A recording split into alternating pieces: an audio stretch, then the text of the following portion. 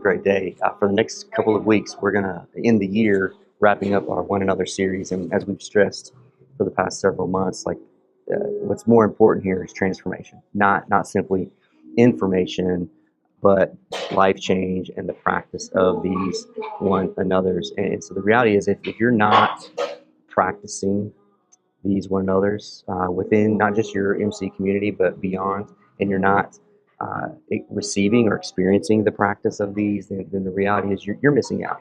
Your community is missing out on some of the most beautiful and alluring aspects of the early church. And you know by now, when we say church, we're not just talking about the ones in the living room with you. We're talking about any follower of Jesus, whether they're in the living room with you now or they're on the other side of the planet, to live these out when in proximity with one another because of what Jesus has done for you and who you are because of that. So this week we're looking at humbly serve one another.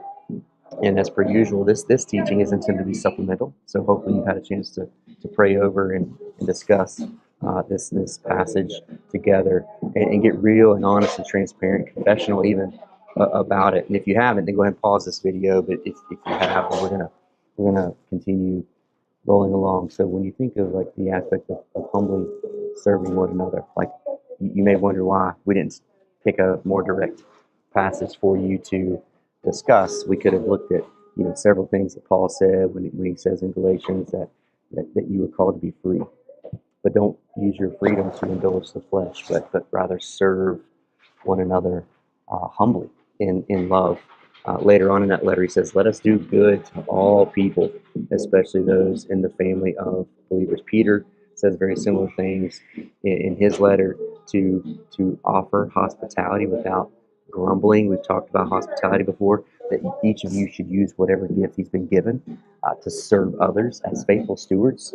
So whatever you have to be able to help somebody else, use that because that's been given to you by God.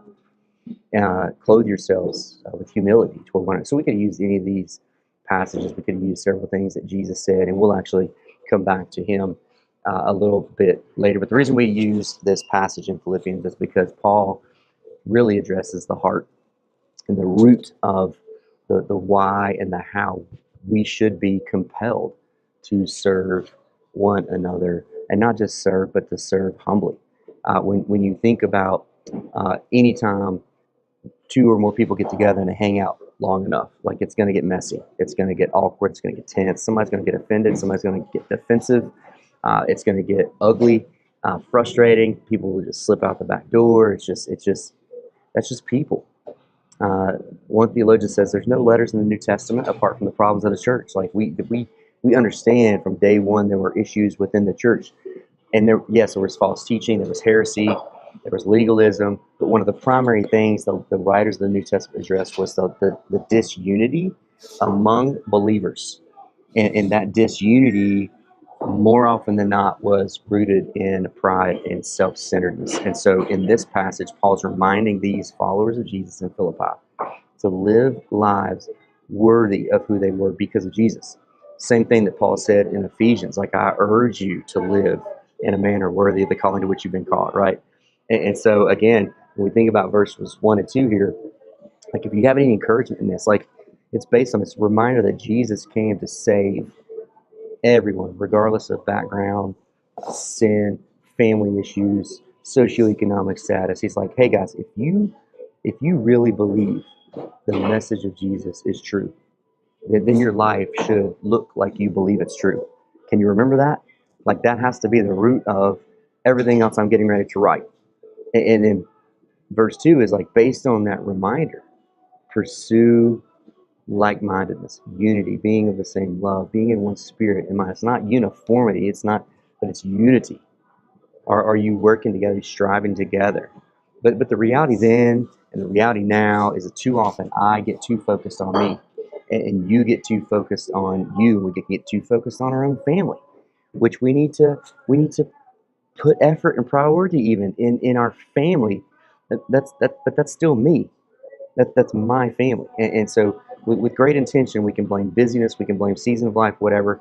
And there are times when we need to adjust the level, our bandwidth, and our energy on everything in life. but I'm just saying, like we use that as a crutch way too often. The reality is that I think we just need to call it what it is. Like self-centeredness, typically rooted in pride. And so again, with great intentions, we can get so we can't see the forest for the trees, right? We get so focused on taking care of my life, my schedule, my family, the things that I can sense that I have some sort of control on or over, responsibility for. Like again, great intentions, but it when we invest whatever limited amounts of time, talent, resources we have on me and mine, it's going to naturally have an impact on unity with others because we're going to have to stay in our little silo, in our little castles, and deal with that. And so that's an issue of its own, and I don't even have time to get into that. But when it comes to living out passages like today, like that's not an option. And so we need to understand like these one another statements are difficult enough, but the reality is without a true understanding of who Jesus is to you, and without a true understanding of your identity being in Christ, not in some sort of reputation as a mother, father, husband, wife, co-worker, neighbor, like it's rooted in being an adopted son of God through Jesus. If that is not the root, then you're not going to care much about practicing these one another's, much less have the patience and the selflessness to do it for long. And so you think about the launch of this Philippian church. You have Lydia, who's this wealthy businesswoman, this random slave girl, a jailer. Like imagine the baggage that they all brought to the table. And yet they found this unity because of Jesus. Like they were no longer slave girl, jailer, businesswoman. They were brothers and sisters because of Jesus. Like that's the perspective. And so they loved and lived in that way. So how often do you need a reminder like this in order to not just put up with, but to literally love every person in the room with you enough to serve them, regardless of whether or not they would serve you? How often do you need reminders like that? Because verses 3 and 4 are the reason that we had you read this passage. They are the catalyst for pursuing unity, and they're the catalyst for humbly serving one another as followers of Jesus. If you believe that Jesus, the Son, is the Son of God, and He has loved you enough, He's rescued into this new life of faith, hope, and love, then verse 3, do nothing out of selfish ambition or vain conceit, but rather in humility value others above yourselves. There it is. Like this do nothing in the Greek means nothing. Like you can read right through this, but you have to stop and think. Like how often do you think or do you say or do you do things out of some level of selfish ambition or pride? You're trying to protect your reputation. You're trying to meet some sort of cultural standard or bar that you've raised or somebody's raised for you. How easy is it for you to get offended? How easy is it for you to get defensive? How often do your expectations go unmet by your boss or your neighbor or your husband, wife, son, daughter, mom, dad, brother, sister? Right? Unmet expectations, that's a huge deal. So how often do these things impact us? And if any of these things, listen, if these questions didn't punch you in the gut, then you're not human because they're a result of the human condition. And so one pastor says this. He says selfishness and pride are rooted in an idolatrous belief that we are due more than we've received, and therefore we're worth more honor than we're getting. Right? Like that is selfishness and pride. Like I'm not getting what I deserve. I'm not getting the respect or the honor or whatever that I think I deserve. That is selfishness and pride. And this is the real sin under every other sin. And so I'm saying all this because listen, even if you're getting to the point of humbly admitting that this is an issue for you, which is an issue for all of us, the reality is doing it is easier, or doing it is even more difficult. It honestly just takes transformation from the inside out, a new perspective on who you are. Like this, the Greek phrase for humility of mind, really, and the meaning is like this modesty, this lowliness of mind. It's not a lack of confidence. That's a big deal. It's not a lack of confidence. It's just an understanding of who you are.